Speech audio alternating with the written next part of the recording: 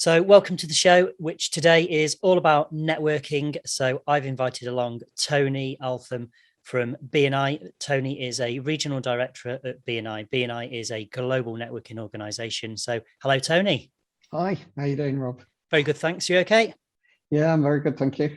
Yeah. Jolly good. So I'm going to go straight into it, if that's okay, Tony. Absolutely, far away. So there'll be some people that, like myself a few years ago, had never been to a networking meeting. So can you explain what is a networking meeting? A networking meeting to me is essentially anywhere where there's more than one person. Whether there's two people meeting, you could be networking in the supermarket, in the food queue, or the till queue. But ideally, it's where you'll get different business people together, and they're able to talk to each other about who they are, what they do, build a relationship. It's usually very relaxed and informal, and it's an opportunity to get to know each other well enough that you might develop rapport and think you can work together. So you explore those opportunities. So it's a relationship building opportunity for me, first and foremost. Over the years, it's become one of the absolute critical things that we do in our business to market. And I'd encourage everybody to do it. Everybody's doing it already, but when you say go networking, then they panic. But if you're in the pub talking to your mates, you're networking. If you call a friend and say, who would you recommend who does this, you're networking. So, yeah. But on a more formal scale, there's different levels, and you can do structured or informal or all sorts of networking. But I'm sure you'll ask me more. Yes, brilliant. So can you tell us about the first networking group that you remember visiting? Gosh, yes. I went when I used to work as an architect in Birmingham, and I went to various events there. But the first one I'll talk about is when I joined my youngest brother in business, and we had a graphic design illustration business. I went to a Chamber of Commerce event, and I walked in. I was late. So I was always rushing around late. Last minute Altham was my nickname. And there's over 100 people in this room. And I was terrified. I had no idea where to start, who to speak to, how to start a conversation. And I got the delegate list, and I stood at the side of the room, just looking. Didn't have mobile phones then. I was just looking at the list, pretending that I knew what I was doing. And the first person I spoke to was in the food queue, and I literally had psyched myself up, and I turned and said, "Oh, would you like a plate?" My heart was racing. Honestly, this is gospel truth. My heart was racing, and my palms were perspiring. But I just felt terrified. And then once they said yes, it was okay, but I still couldn't talk because my heart was going so much. So that was my first experience. Yeah. But the funny thing is, it was a Chamber of Commerce spotlight meeting. And at the end of each meeting, they picked out 3 companies to present at the next meeting. Yeah. We got picked out to speak at the next meeting. And as they were introducing me, my brother had come along as well. I could see him sort of sidestepping away from me. He didn't want to be associated. They were introducing me. I was still writing my presentation on a sheet of paper. And as I got up, I was shaking so much. It was creating a draft, blowing people in the first 3 rows over. So it was pretty horrendous at the time for me. But, yeah. 2 years later, a guy came to us and gave us some business and said, "I remember your presentation at the Chamber of Commerce." I said, "That's good, because I'll try to forget it." Yeah. So you never know. You never know. But I'll just say, get out there and enjoy it. Yeah, definitely. Do it. Cool. And is networking really for everybody? Is it for every type of business? Pretty much, yeah. Some people will say, "Oh, it's not for my business," but it is. It will work for pretty much every business, but not necessarily every person, because it relies on you to be engaged and to put stuff into the meeting and to work to build the relationships. And when you do that, then you develop those relationships. People won't give you business; they won't recommend you straight away. They need to get to know you. We use know, like, and trust. But I prefer first date, second date, meet the family. First date is when you meet somebody. All you want to do is establish rapport and see if we've got some areas of common interest. Second date is we'll have a one-to-one and we'll get to know each other better. And hopefully through that, we can see whether we can work together. And if we can, then the meet the family bit is you've got lots of contacts, I've got lots of contacts. Would you introduce me? Now, initially, I wouldn't expect you to recommend me. And knowing me, you might say, well, I'd never recommend you. But hopefully, ultimately, we get the relationship to that level where we can do that. And that's the difference between being introduced to somebody where you might want to protect your reputation and say, well, I haven't worked with Rob before, but I think it'd be good for you to have a conversation. Or, well, I've known Rob for 5 years. I've referred him to loads of people. I've seen the work he's done. He's absolutely ace at what he does. You really do need to talk to Rob. And that's the difference. So, Yeah. But it'll definitely work for almost every business, I think. And it goes on in every level of business. There are networks, whether you're running a shop or you're running a multi-billion-dollar business. Or pounds, we're in England. Yeah. And you've kind of already touched on this, but how much business would you expect to get from networking? It depends on the type of networking you do. There are different formats. If you go to an event like a Chamber of Commerce event or maybe a speed networking event, the chances are you're going to meet people. It then relies on you to go back and build those relationships afterwards. Yeah. There are many other forms of networking, and there are networking meetings in the morning, mid-morning, lunchtime, afternoon, evening. You've got to pick the ones that are right for you.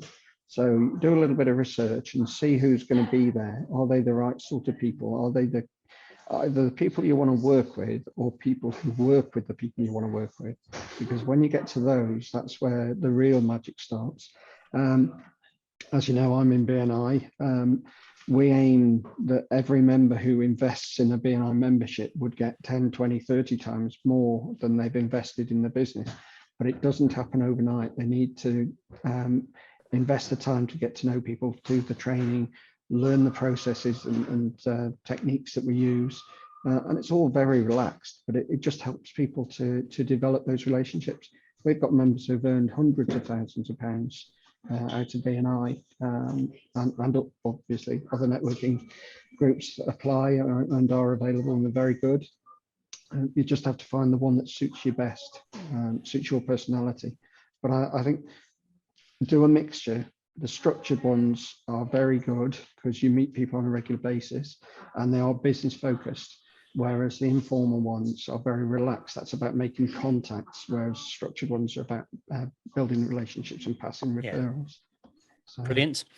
And I suppose from my own experience, it is a long-term strategy, isn't it? You can't just expect to meet somebody and them to kind of give you their contacts book or their next piece of work for you. I think I was probably a good 3 or 4 months in before I got my first referral through the group, and it just kind of builds kind of exponentially over time, doesn't it? Yeah, it does. When I first joined, I went to a networking meeting. I didn't join the first group I went to. It was a big group back then, it was about 35 people. Really, really good group. I'd been invited at least 6 times before I went along. Oh God, I'm not getting up at that time of the day. But actually, excuse me a sec. Actually, it was very beneficial. I could see the opportunity as soon as I walked in, but I joined a smaller group that was nearer to where I lived. And I got my money back in the first 6 weeks. That's in my membership fees and investment. But then I became what we call a 90-minute member. I wasn't using the process. I was just turning up when the meeting started, having breakfast and then going as soon as it finished. And I didn't talk to anybody in between. And it was down to another more experienced member who took me aside and said, listen, son, this is what you need to do. And I followed his advice and soon built the reputation and get referrals every week now. Yeah, it's like any relationship, isn't it? You can either just do the bare minimum, you can just do the bare minimum and not get anything from it, or you can put that extra effort in, meeting people outside of those meetings, build the relationships and build that know, like and trust. Yeah, and you build your reputation as you've done. You've got a hell of a reputation for the work that you do with Redbox, but also the advice that you give. People I know come to you and they'll ask you advice before they commit to anything. They'll just ask you, oh, what do you think I should do here? What should I do there? And it's that advice network that you get as well. It's not purely the business, although obviously that's a major part of it.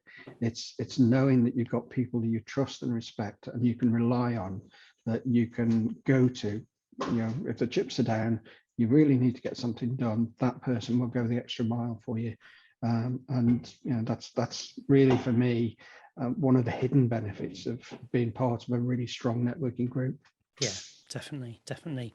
So if somebody has never been to a networking group, the chances, if they do go to one, they're going to get an opportunity to stand up and introduce themselves. Typically, it'll be a 60-second slot where they kind of introduce themselves. What if they're kind of preparing for their first networking event, what would you say they need to cover in that 60 seconds? Okay. Very often I'd say less is more. It's not a case of trying to cram in everything that you do. You need to show your professionalism. So you know, be yourself. That's absolutely critical. Don't try and pretend to be somebody you're not. Just let people see your personality. Structure it so they know who you are, what you do, what your business is.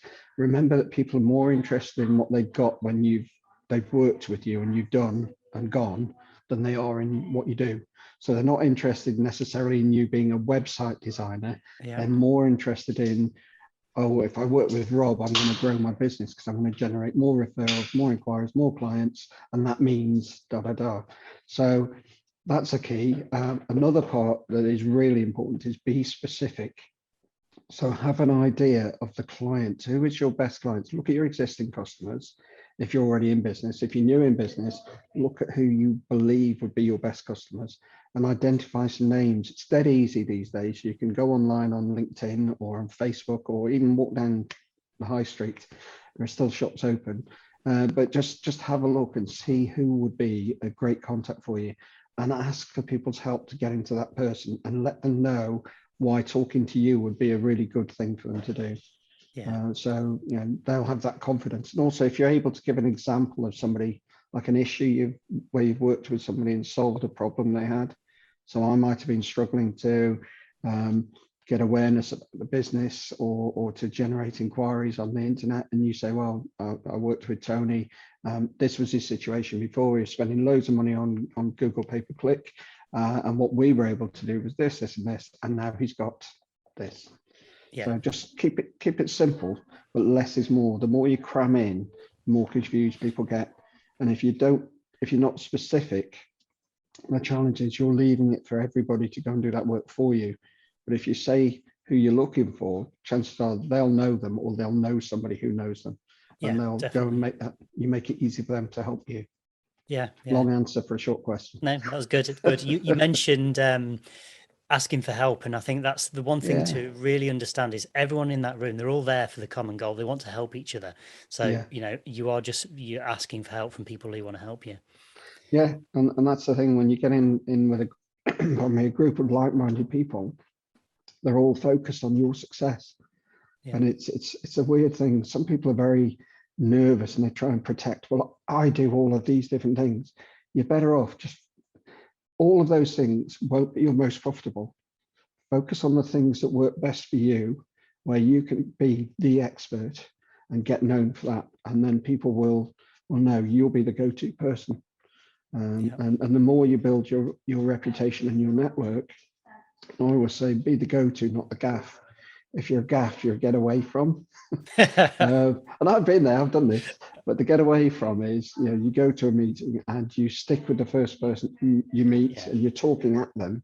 You need to listen. The more you listen and learn, the more helpful you can become. So you actually become more valuable to people. So just it's little things. Honestly, it's loads of little things. And that's part of what we do in BNI. We teach people how to do these things. I've seen loads of people come in very, very nervous, and then all of a sudden, no script. They know what they're doing. They're very confident. They convert more business outside of BNI as well. So. Yeah, and you've touched on another benefit of networking is that personal confidence. First time I stood up in a room and read my 60-second kind of message, I was a nervous wreck, and I was the second week, but as the weeks went by, I just grew in confidence, and it's helped in other areas of the business. Just sat here now doing this recording is the confidence has come from week after week standing up and speaking to other business owners. So lots of benefits. The great thing for me is I see so many people who come in. Remember when I was at the Chamber of Commerce meeting, I was shaking that piece of paper so much, I was blowing people over almost. But it was a nightmare. I was so terrified.